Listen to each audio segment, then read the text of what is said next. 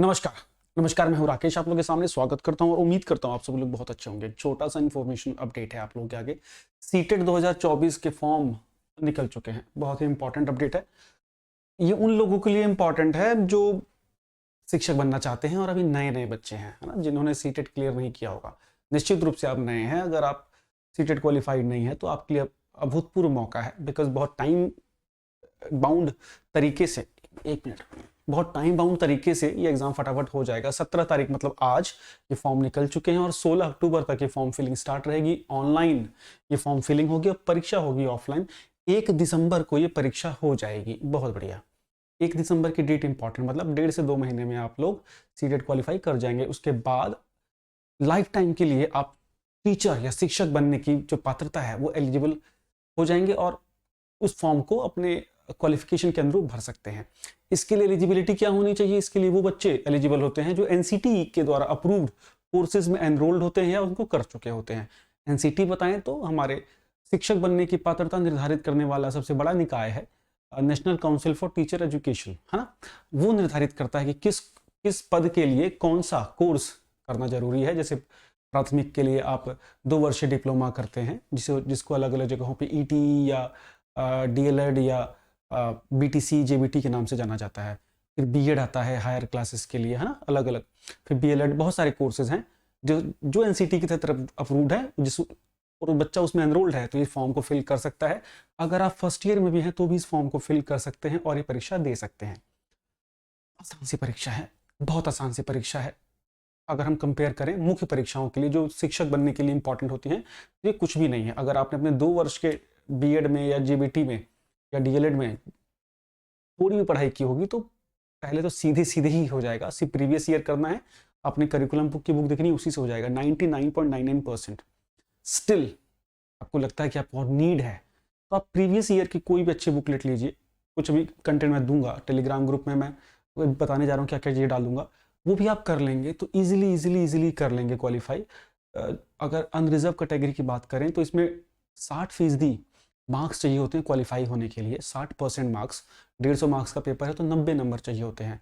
बाकी OBC, SC, ST जो other categories हैं, रिजर्व कैटेगरीज, उनको 55% मार्क्स चाहिए होते हैं तो 83 मार्क्स चाहिए। ठीक है, ये आपका क्राइटेरिया है। इसके लिए 2 एग्जाम होते हैं। अगर आप सिर्फ प्राथमिक शिक्षक बनना चाहते हैं तो पेपर 1 ही देना होता है, और आप सीनियर सेकेंडरी या टीजीटी टीचर बनना चाहते हैं तो आपको पेपर 2 देना होता है। आप चाहें तो दोनों परीक्षाएं भी दे सकते हैं अपनी अर्हता के अनुरूप। ठीक है, फॉर्म फिलिंग स्टार्ट हो गई, उसको कर दीजिए। बहुत आसान सी प्रक्रिया है। लास्ट में मत जाइएगा, बिकॉज बाद में ना, ये देखो की पॉइंट तो ये आपको देखना बहुत जरूरी है कि क्या क्या चीजें हैं। 3 डेट्स बहुत इंपॉर्टेंट है। आज से स्टार्ट हुआ, फॉर्म खत्म कब होगा और परीक्षा कब है। 1 तारीख, लाल लाल। ठीक, बिल्कुल लोड मत लीजिएगा। मैं तो देख रहा हूँ इसको बहुत बच्चे बहुत लोड लेते हैं, लेंगे जो नए स्टूडेंट्स उनको। तो सबसे पहले देख लीजिए कि बहुत ही आसान सी प्रक्रिया है। करीब 14 साल से प्रक्रिया चल रही है, बहुत ही आसान बनाई जा चुकी है। विगत 5-6 वर्षों में बहुत आसान हो गई है। ठीक है, तो उसको आप कर सकते हैं। अब इसमें हम अगर देखें तो ये बताया गया है कि परीक्षा किस दिन होगी, पेपर 1 कब की टाइमिंग क्या है, पेपर 2 की टाइमिंग क्या है। पेपर 2 की टाइमिंग पहले है, पेपर 1 की टाइमिंग बाद में है। ठीक, अगर आप सिर्फ प्राथमिक शिक्षक बनना चाहते हैं तो पेपर 1 देना होता है आपको। अगर आप सीनियर के टीचर बनना चाहते हैं, अगर आपने बीएड कर रखी है तो आपको पेपर 2 देना होता है। अगर आपके पास दोनों एलिजिबिलिटी है तो दोनों दे दीजिए, है ना। ये जनरल प्रिस्क्रिप्शन कह लीजिए, जनरल एक इन्फॉर्मेशन है कि आपको कहाँ फॉर्म फिलिंग करनी है, किस वेबसाइट पे जाना है। और मैं आपसे रिक्वेस्ट करूंगा, अगर आप फॉर्म फिल करना है तो जल्दी ही फॉर्म फिल कर दीजिएगा, बिकॉज बाद में समस्याएं आती हैं।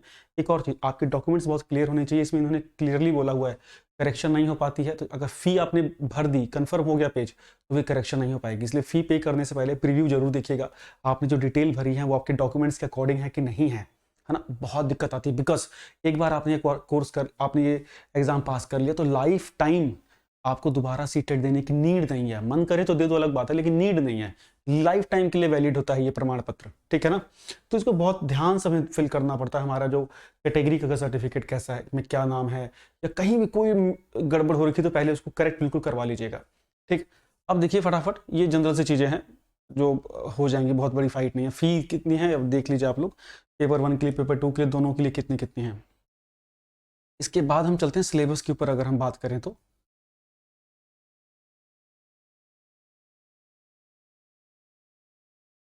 बात कर रहे हैं सिलेबस की। एलिजिबिलिटी मैंने बता दी, एनसीटी के द्वारा जो भी आप कोर्स कर रहे हैं निर्धारित अपने पद के हिसाब से आपको मिलेगा, वो उसके लिए वो फॉर्म आप भर सकते हैं। जो प्राइमरी शिक्षक बनना चाहते हैं, मेजॉरिटी ऑफ बच्चे प्राइमरी वाले हैं, तो आपका 150 नंबर के लिए ये सिलेबस होता है।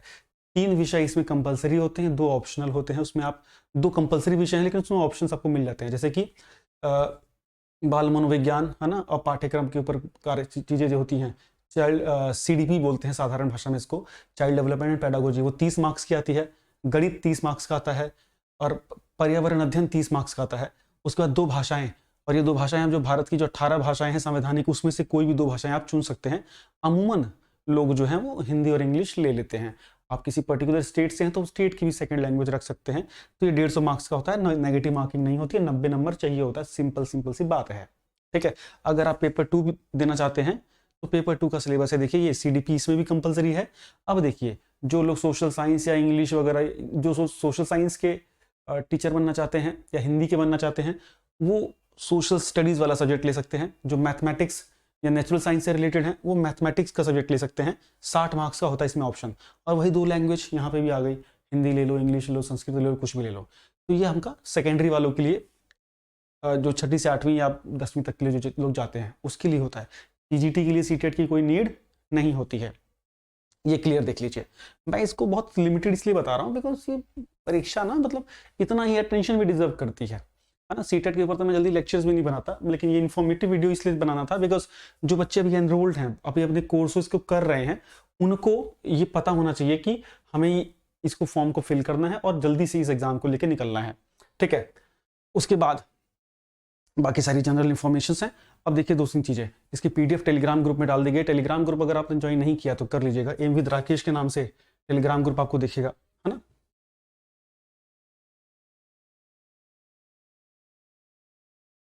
आप अगर सर्च करेंगे ना